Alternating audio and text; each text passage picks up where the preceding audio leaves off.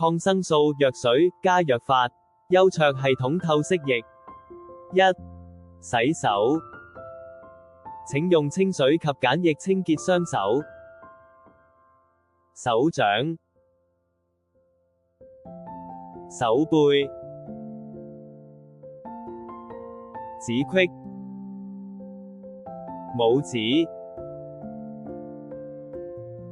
指背、指尖、手腕，潔手至少20秒，再用清水沖洗乾淨，用抹手紙抹乾雙手。2. 用火酒清潔工作台，將火酒倒在工作台上，用抹手紙由上而下，左至右抹乾，重複用新抹手紙抹拭直至乾淨。3. 預備物品，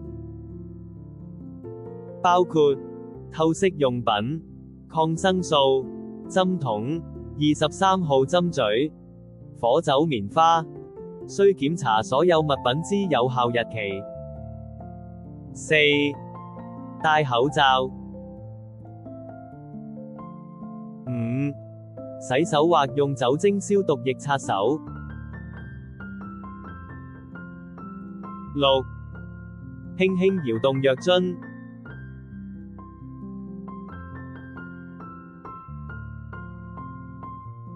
7. 打開抗生素，找到瓶頸處的白色點，將標記向外，以未開之火酒棉花包裹樽頸部分，食指緊捏瓶身，向前快速施力，使樽頸位置截斷。8. 打開針筒之外袋。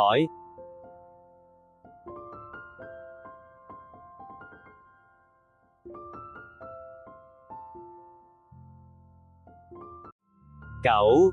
抽取抗生素藥水，用拇指撳實藍色針嘴部位，小心移除保護蓋，切勿觸摸針頭部位，將針頭垂直插入抗生素瓶中，可將抗生素安培到置或平放，並進行抽取，確保針頭在液面下，根據醫生處方抽取適量藥水。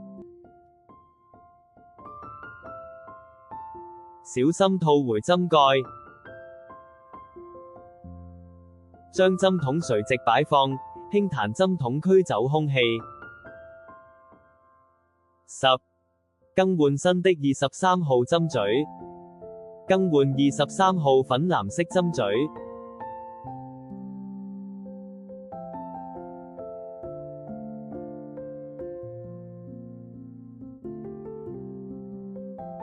11. 撕開透析液外袋，用火酒棉花抹拭注射部位。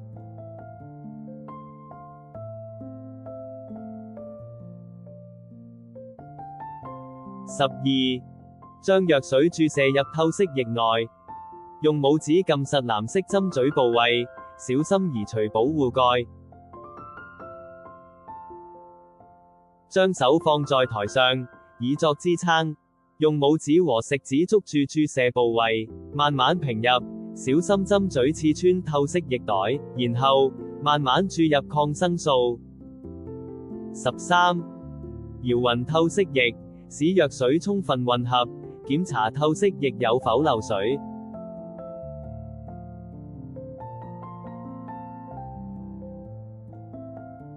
14. 按照程序施行腹膜透析。15. 注意事項：棄置的針筒應放在鐵盒或鐵罐內，最後連鐵罐一併拋掉。如針嘴刺穿透析液袋，請立刻更換透析液，並重複以上加藥步驟。